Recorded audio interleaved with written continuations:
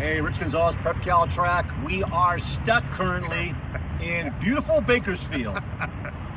As you all know, some traffic problems on the Grapevine, so we did some work, some NXN stuff back in Fresno. We're partway home and it's already getting close to 10 o'clock. Bedtime. I want to go ahead and review the California State meet. We mentioned this was going to be very, very exciting, maybe the most exciting in history. We think it was, and this is my 29th state meet. This one is pretty special. Want to kick us off here? Hey, let's jump right into it. It started out Division I on the girls' side. Riley Blade, two-time champion in Division I individually with a fantastic effort here today. And let's talk about that team battle, which we talked about in the preview coming down. We knew it was going to be tight, it was going to be entertaining, and it lived up to that. If both teams are on, Trabuco Hills, Buchanan, or Buchanan, Trabuco Hills, if both are on, these are two of the best teams in the country. The key was, were they going to both be on? And they were. I think all you got to know as to how good a race this was, Buchanan set the team time course record. They had 6 girls under 18 minutes or 18 or under. They had that record for about 5 seconds because that's when the 5th runner came in from Trabuco Hills and re-broke that record. So it was a great clash, an all-timer, the 2 fastest times in California State history for any division. It was awesome. Trabuco Hills, back-to-back weekends, they look phenomenal. Showed up. They're going to go to Nike Cross Nationals, as is Buchanan, and boy, they can do some damage with the fact that Buchanan is so balanced, and they always seem to run their best at Nike Cross Nationals, and Trabuco Hills is looking so good right now. Rich, we've talked about it. This is a time of year where you want to see performances continue to stack and stack, and you got to give credit Dennis Kelly, Trabuco Hills, first state championship in school history. They are firing on all cylinders right now. You know, a few people asked about Trabuco Hills, and my comment was, you know what, they've been running really hard. They ran great at Orange County, ran really hard at CIF prelims, ran very well at CIF finals. Before this weekend, I thought, you know what, we don't see teams run this well this often without paying a price at the end. You know what, they ran well again, and I kind of mentioned coming this weekend to a couple of people is, we either see one of two things: a team fall off, which usually happens, or we see what Doug Souls did at Great Oak, where they were the one team that was able to continually at a high level without falling off. And that makes me wonder, is Trabuco Hills the next superpower that has solved the puzzle on how to run strong consistently with no fall off? So we'll see. But man, it's exciting right now. Oh, yeah. Again, a historic day for the Mustangs and a great way for them to go up to Portland and compete on a national stage. Definitely. Yeah, it should be fun. And then next up we had Division II girls. Obviously, the swan song in terms of cross country for one, Miss Sadie Englehart, who is a 3-time state champion now. Just a phenomenal performance, a phenomenal career.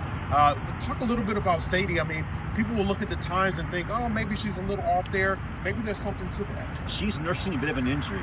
Has been for a few weeks now. We won't go into details as to how it happened, but she has been trying to get the wins, help her team, rehab, and hopefully get to a point at NXN where she's getting stronger and stronger, more recovered by the week. Therapy's been a big part of the equation the last few weeks. Talking to her mom during the meet today, said the big goal for Sadie this year, she really wants to do well. She wants to win NXN. And again, she's been winning, but if you look closely, the margins haven't been there. She's working toward it, and we'll see. This is the greatest girl we've seen in California history in the distances, and it's been an amazing project the last few weeks to survive through this, and hopefully she comes into Portland ready to go at NXN and do something special. But it's been a great journey. Aside from all that, again, 3 straight titles. Very few girls have done that in California, and you add that on to the 4 state titles in track in individual events, a 5th state title in a relay event, 8 gold medals in the distances. Sadie Englehart, we've never seen anything like this. Only 8? It seems like, talking to Sadie today, earlier after her race, there was a quiet confidence about her that her season has been building to this moment. Past the California State Championships, she is a state champion again, but she knows there's a national nugget out there, and I feel as though she understood the assignment. Get through this, win this, try to get healthy like you mentioned, and now it's go up to Portland and attack on the national stage and look to close out a phenomenal career with a great performance there. Team-wise, Division II girls. That was El Toro High School. The Chargers, again, another Orange County team coming through back-to-back weekends. They were the Southern Section champion last weekend at Mount Sac. They backed that up here today. First state title in school history. Coach Ken Chai and the Chargers, a phenomenal team effort there today. El Toro with a great tradition spanning many decades, back when Rick Hagan was the coach. Ken Chai, not only a very good coach and very patient in his plan all year long, one of the nicest guys you will ever meet. Yeah. And Co-sign again, that. and they were pointing toward the end. One of their top girls down the stretch was a girl who wasn't available most of the season, doing that terrible sport called soccer, but came on very nicely at the end and really helped out a team that had been laying the foundation all season long. We saw Ventura finishing in 4th place, and they were missing a key person, and they did so well without her because she was a key part of the roster. They held together well, but that Division II was a battle. Our second place team in that division, I'm trying to remember right now, I'm trying a bit of a blank. Our second place team, remember that? St. Francis, that's right. Yes. Central Coast Section, St. Francis, Division II school, running very strongly. Actually, really strong. The last several years, they've come on nicely. Before that, it was St. Francis of Sacramento section. Now it's both of them running really strongly. But it was a nice race. But just the fact that to see El Toro finish the job. They got there. Orange County, good day for Orange County today. Very good. Division I on the boys' side, we saw Connor Lott, Clovis North, coming through with a victory there in a really, really talented field. I was shocked by that. Somebody was saying, no, they kind of saw that. Maybe he's not. I don't know. But here's a kid who I think his best in that course was 15:21. He's run it several times. It's in their backyard. I think he ran like 15:03 today. Big breakthrough. I think what may have possibly, just a bit of a stretch, helped his confidence. The kid who won last week from the section, Tyler Dalek at Paso Robles, he did not finish the race. And I'm wondering if, when Connor's running and he comes across Tyler out of it, if that gave him a bit of extra adrenaline. I'm not quite sure. All I do know is Connor Lott, when he came in that final straight, he was chugging. He was looking good. And yeah, that for me was the surprise of the meet, to have him win. I think it might have been a surprise for him too. I talked to him afterwards. Oh, really? Okay. And he kind of had the, maybe people didn't expect me to win. However, he did mention a strategic thing that he was able to make sure that he had enough at the end for that kick. And to me, when I see runners that come through that way, obviously we know all these kids can run fast, physically they're fit, but it's the mental part, knowing that you have to have something left for a race that could come down the way that his race came down here today. It was impressive. And Connor, that one person who said they thought you were going to win was Brian Weaver at Buchanan High School. So he was the one that said, I called that one. Like, wow, that's good. Okay, great. He knows that course as well, too. So he knows. Team-wise, Division I, man, it was a battle. Beckman High School, we saw them run so well at Clovis. Saw them run really well over at the Mount Sac. And then they come back, they win Division Final, Southern Section, and they win the state meet. A breakthrough year for them to go ahead and win their first section and state titles. And Division I was getting tougher and tougher going down that stretch. So they held on and they finished the job. Did we already mention a strong day for Orange County? It continues there. I wonder where he lives. Yeah. I don't know. Beckman High School, 20th year in existence. The season of dreams for them in terms of winning. Obviously, they were the best team not only in Orange County, but in Division I, coming through with the Southern Section Championship, and then backing it up with a state title. So congratulations to the Patriots there. A phenomenal season for them. I think team-wise, the surprise for me was Bellarmine of San Jose, Central Coast Section. They really stepped up. I think I only had them 13th in the form charts. They finished in 2nd. They've got a great tradition. They've got a coach who's been around for a long time with a lot of history of success. In recent years, they've come up a little bit short of that, boom, did they come back on the scene, and that is the largest program in the state in terms of number of kids in the program. Literally, in a typical year in cross country, it's an all-boys school, and their roster, 180 to 220 kids. Just incredible. The big note, have to mention, in Division I boys, we rarely see a DQ on a false start in cross country. It happened. Unfortunately, Jack Paradise out of Great Oak got nabbed for it. I didn't see it myself. Talked to several people who did, including some of his teammates, and they said, yeah, unfortunately, he did go early. And people are saying, but we see it all the time in cross country where a spill and a restart is different from a false start. So if it was a false start, the right call was made, as painful as it might be for the team and for Jack. That being said, wow, it's incredible. If Jack runs how he usually does, that team ends up winning the state meet in Division I. And that goes to show you how well Great Oak was coming back. Weston Brown ran a strong race. Jacob Brown was a top, I think, 5th overall in the race. Great finish for him. Somebody asked, well, how about NXN? So we have a general merge and we have a power merge, which is different, which we use for NXN to determine who goes automatically. In that power merge, I can tell you right now with a straight face, Great Oak would not have made the top 4, and you have to be top 4 to even be considered for NXN, and they were just outside of that. Tough day for the Wolf Pack. Yes. But we know they're a program that will be back, and we have some good things there. Yeah, great culture, great leadership. Got to hop into Division II, and we have more history here. Jesuit High School, first CIF-State Championship, 1989. They had a run of success through the 90s and into the early 2000s. 2006 was their last championship until today. Under Walt Lang's leadership, Jesuit wins state championship number 10. That is the most now ever in state history. A phenomenal performance. We saw it coming. Obviously, you got to go out and execute, and Jesuit did that here today. I love the fact this is a total team that interchanged in their roster. A different kid, it's not a cliche, a different kid can step up and go ahead and be the number 1 man, and it happened here again today. But it keeps happening. This team is, on meet day, a performance team. They can all interchange, and they all do the job.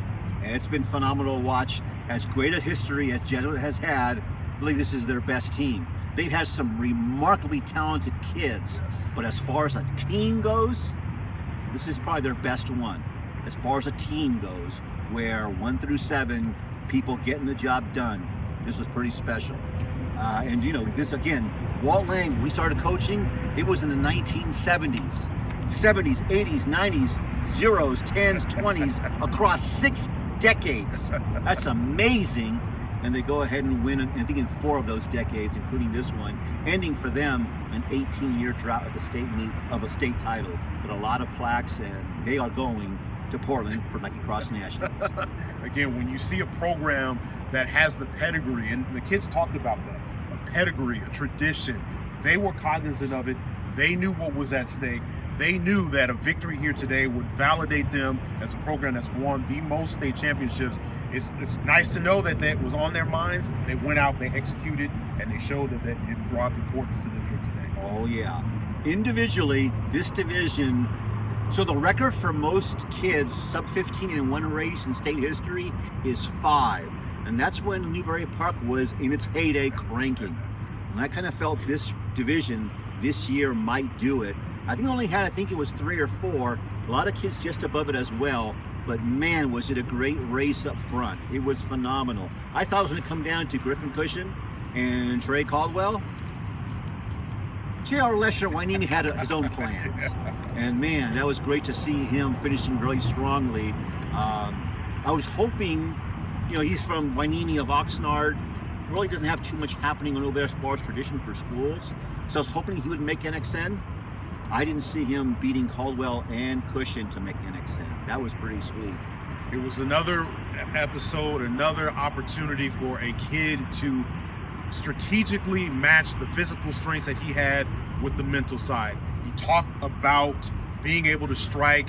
He knew the field was good. He knew he was facing runners that had not lost very often this year, and he had to be on mile after mile. He was able to do that, And when he crossed the finish line, he said to me, I knew that I had executed a great race. Awesome. We'll talk about NXN qualifiers in a couple of minutes. Let's moving on. Our next race would have been what, Division 3 girls. Division 3 girls. South Pasadena. Not only the team championship, first time in school history, but also the individual champion too. A young lady, Abigail Arrington, who has been running phenomenally. She was somebody that we looked at and said, hey, she's got a really good chance. She was going against individually somebody who was looking for a bit of history there. There was no contest in the race here today. I don't know if it was no contest. Hannah Thompson, I thought Hannah might have a bit of a trouble coming off of just her background this season. She showed really well. 3-time defending champion. She was tough, but Abby Arrington is the most improved elite runner in the state that I've seen. She continues to amaze me with how well she keeps stepping up. And in terms of stepping up, the South Pasadena program, whether it be track and field or cross country, different leadership. Track and field, the head coach is C.B. Richards. Cross country, Mike Parkinson. But it just seems like they've got something going on over there where when it comes postseason, there's a bit of a magic and they step up and they exceed expectations. And the family culture there is pretty sweet to watch too. But a great day for the Tigers again. And that's going to be a pattern in postseason at that school. We talk about patterns and we talk about teams stepping up. Obviously, you get through, especially in Southern Section, the grind that meet is. And you start saying, maybe a team could come back. They might have a bit of an off day. There was no off day for the Tigers today. They ran great, and they were led at front by Abigail Arrington, who was phenomenal here today. Abigail was awesome. Abby was awesome. Again, Hannah Thompson, all respect in the world because she battled really well today. Next up, Division 5. This was a team race that was actually won by a team not from the Southern Section. We can probably talk about that in a bit too. Southern Section, a great day there. Branson High School, first time since 2013, they are state champion, the Bulls. Yeah, early in the season, I did my first state rankings. I did not have them in there. Got a couple of people from Northern California saying, watch this team. And I looked and I found a set of results like, oh my gosh, they are good and I missed this. But I only had them at number 3 coming in, and they ran really well. They definitely did. And I think, when you're kind of overlooked by some early on, you come in with that chip on your shoulder and want to prove a lesson. But at the same time, I'm sure they had their own plan to come in and kick butt without any external motivation. That obviously built early on. To see how they finish up strongly, that was pretty sweet to see. From an individual standpoint, it was a sophomore that won the individual championship here today. Amelia Sarkeesian of Brentwood, knew she was good, didn't think she was this good. She ran the race of her life. That was really impressive. That surprised me. And if I remember correctly, she won fairly convincingly. There was no one near her. She put on a command performance. That was pretty sweet, which makes me wonder, wow, what's in store? Like you mentioned, he's only a sophomore. Big breakthrough race on the big stage. Kind of makes me wonder, what's ahead? That's pretty impressive. That was actually the exact same question I asked her. How do you feel now knowing that you're a state champion as a sophomore? And she started to think about some of the possibilities that lay ahead. So definitely good to see that we're already thinking into the future. Awesome. Let's go to Division 4 next on the boys' side. We'll talk about the team title first. It was a lion-on-lion battle. The Oaks Christian Lion ended up being the stronger Lion than the J. Sarah Lions of San Juan Capistrano there. Oaks Christian with back-to-back phenomenal races, Southern Section finals, and then here at the state final. This, for me, was very exciting to watch. The fact that, on one hand, Oaks Christian stepped up like very few teams I've seen before the last 2 weekends. I was really impressed with their 1-2 punch. Christian Yoder, Cooper McNee in the early season. 2 phenomenal runners, scratching hard on the surface of being national caliber runners. Very good. And they had a bit of a gap to the rest of the people. I would have never have thought their gap would have been closing down to 45 seconds and such with those 2 horses in front. But that's what they did. And they finished the job this weekend. I know last weekend, my first reaction when I saw Oaks Christian win last weekend at CF Finals, Southern Section, Jay Sarah probably had a bad day. Then when I look at the stuff, like, they didn't have a bad day. No. Today, Jay Sarah again ran really well, which shows you just how fine Oaks Christian ran. And it ended up, those two teams posted the fastest 2 team times in Division IV history. Both teams need to be proud. I did hear, you had mentioned the fact that Jay Sarah wasn't happy. I get it, they want to win. They ran well, they ran really well. But all credit to Oaks Christian, they were phenomenal. I'm glad you mentioned that, Rich. Yes, Jay Sarah 2 times in a row now, runners-up. And I know obviously you want to take that next step, but sometimes you just got to tip your hat to another team that ran well and exceeded what they were supposed to do, and they ended up as state champion. But no shame in losing in a race like that. Just finishing up on Oaks Christian, I believe they're in a tough league, the Marmonte League. Believe it or not, as good a tradition as Oaks Christian has, this was, I believe, the first year they've ever won league. Then they come back and win CIF in their heat. CIF finals, state, all with great performances. This team was on a roll at the end. Congratulations to Wes Smith and those Lions. Sometimes it just, when you get hot at the right time there.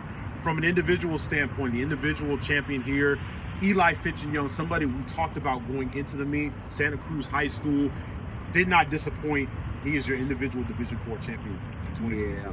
You know, coming in individually, my excitement in terms of quality of depth was Division II, but in terms of a head-on battle, I was looking forward to this one because Eli Fitch and Young and Broen Holman, those 2 kids are money.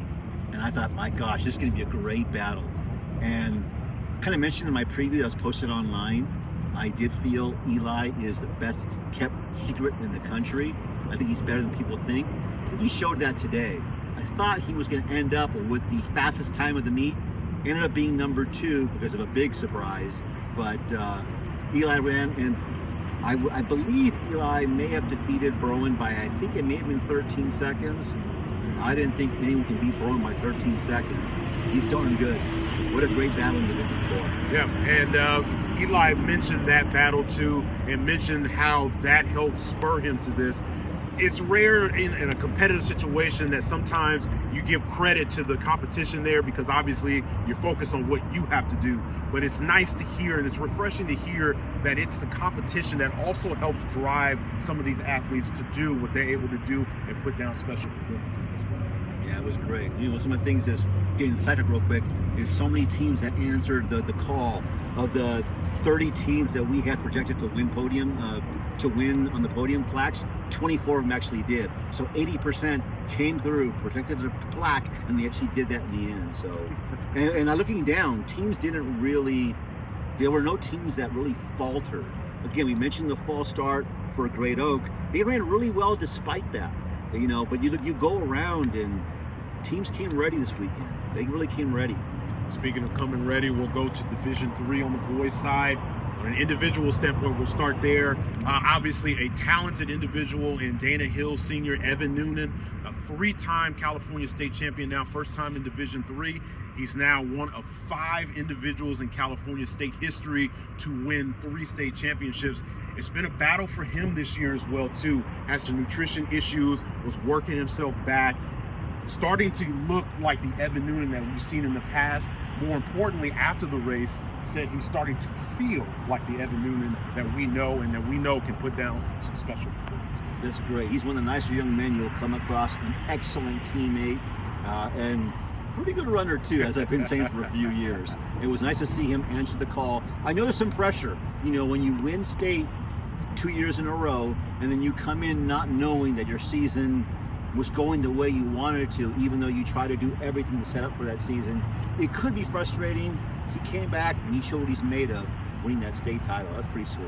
Yeah, and again, making sure that he's healthy, and he said he's feeling good, so we'll see what happens as we move forward in the postseason. From the team battle side, Camp Alindo, North Coast section, 2019 was the last time they were state champions. Now they can say we're 2024 state champions. Yeah, you know, they have a very good tradition. I don't think people thought they were going to win state this year. If you look at a couple of results earlier on, people would kind of think, okay, they're pretty good. They have a history of being very selective when they show their cards. And I was seeing that same pattern.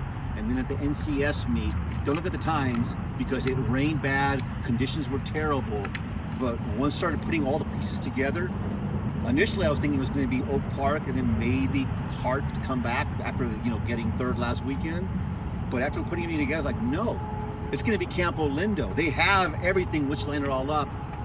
I wasn't surprised when they won. That's why we had him number 1. Ladies and gentlemen, he did pick Capolino to win this too. I know he doesn't like to brag, but he did pick them to win there too. So congratulations to the Cougars taking home the 8th state championship in 2024. Let's jump to Division 4 on the girls' side. We'll start from an individual standpoint. We had the fastest individual in the field here today, Kiara Daly of La Jolla. She's been raring to go and an opportunity to win a back-to-back state championship. She did that, and no girl was faster than her today. You know what impressed me about her and what was attention getting is, unlike, in my opinion, any other race today, she came out so aggressive from the start. At the mile mark, she was breathing fire and then kept pushing, coming down at 2.1 and then kept pushing. She was determined to put the field away, and I think determined to run the fastest time of the day. I think it really meant a lot to her to do that, and she ended up doing that, I think, by a second, maybe more. But she came in there really determined to kick butt, and she did. Talking to her afterwards, you got the sense that that was a goal.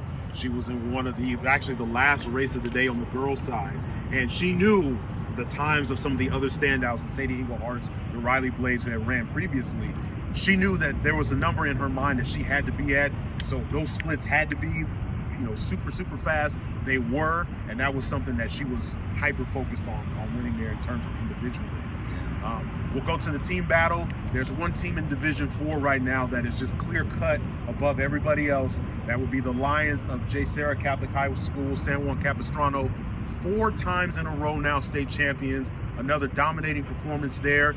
J. Sarah with a little bit of school history there.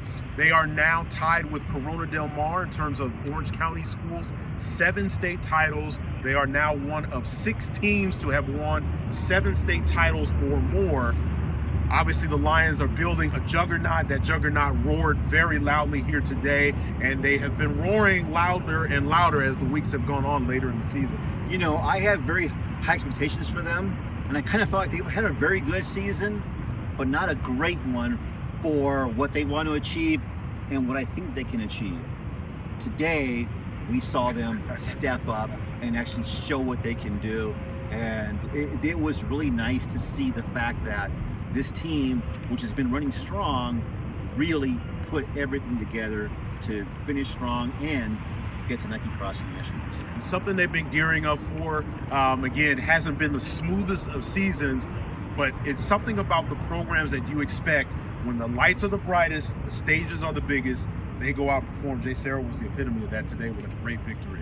4th straight state title, and the thing I like about them the most is this seems to be like the best team cohesion they've had, and it paid off in the biggest meet of the year. Chemistry is a big thing, and they have it right now. So kudos to J. Sarah, head coach Chase Frazier there.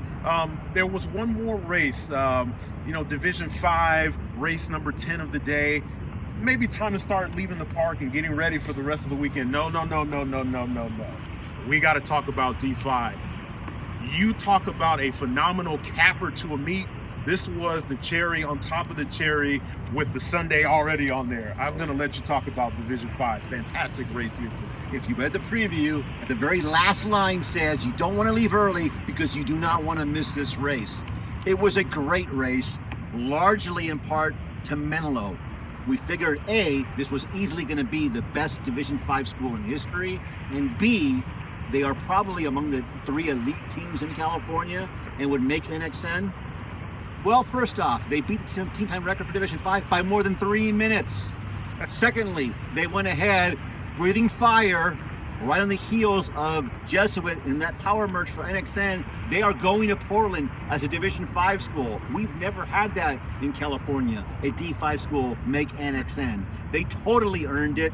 We saw the writing on the wall earlier on multiple times this year. This team is that good. I was just a bit nervous of, okay, can they do it on their own now when the pressure is on? Because they unraveled a little bit at a couple positions at the Clovis meet. But other than that, they were phenomenal, national class 3 other times. And I was hoping they would show that this weekend and on their, I wouldn't say alone because there were some good teams in that race, but not at their level. And I was hoping that they would be able to push themselves at that level, and they did. how does 5 scores in the top 12 sound to you? Does that sound like answering the... They did the job. Yes, Each kid did the job coming in. It was great, but up front, for me, big surprise for me was going to be our race winner. Not so much that he won, but the time that he won. 14:32.5, which will go in the books, obviously, officially 14:33. The Division 5 record was 14:51, set in 2021. Cannonball, thank you very much. 18 seconds faster than that today was Ian Turek of Woodcrest Christian, and he did so less than 100% as he was getting over a cold that left him hacking at the end of the race and not looking like he was feeling great. But boy, did he run an absolute phenomenal race. Anytime you put yourself in names with Newberry Park and Herman Fernandez, that's a good race by any stretch of the imagination. And defending champion 2 years in a row. Last time we saw that was a kid by the name of Cooper Tier. You may have heard of him. And now he does it back to back. I felt really bad for Ian last year. He was, I believe, in the first boys race of the day, ran a really good time. And the family he asked me, do you think it'll make any sense? I said, that's a pretty tough time. You're probably going to make it in. And then the kids just flew and he didn't make it. I'm like, oh my goodness. And today, last race of the day, he turns the tables, and again, he shocked me, fastest time of the day. That was awesome. And it was the last mile, and this is something that he discussed after the race. He knew he was in a great race with a great field there that was pushing him. You had 2 other runners that were sub 15, one that was sub 14:40. He knew he had to be fast, and he knew that had to happen in the final mile. Not only was he able to do that, but he went supercharged. We hear it with charges around us. He was supercharged. Again, 14:33, an 18-second record-breaking performance in Division 5. Absolutely phenomenal. Second place in that race, so Division 5 record. Second place, Landon Petrie from Menlo, leading his team, number 2 all-time in Division 5. Third place, Benjamin Bowie, Crystal Springs Uplands, number 3 all-time in Division 5. That race features the numbers 1, 2, 3, 8, and 10 times in Division 5 history, and the all-time team time record.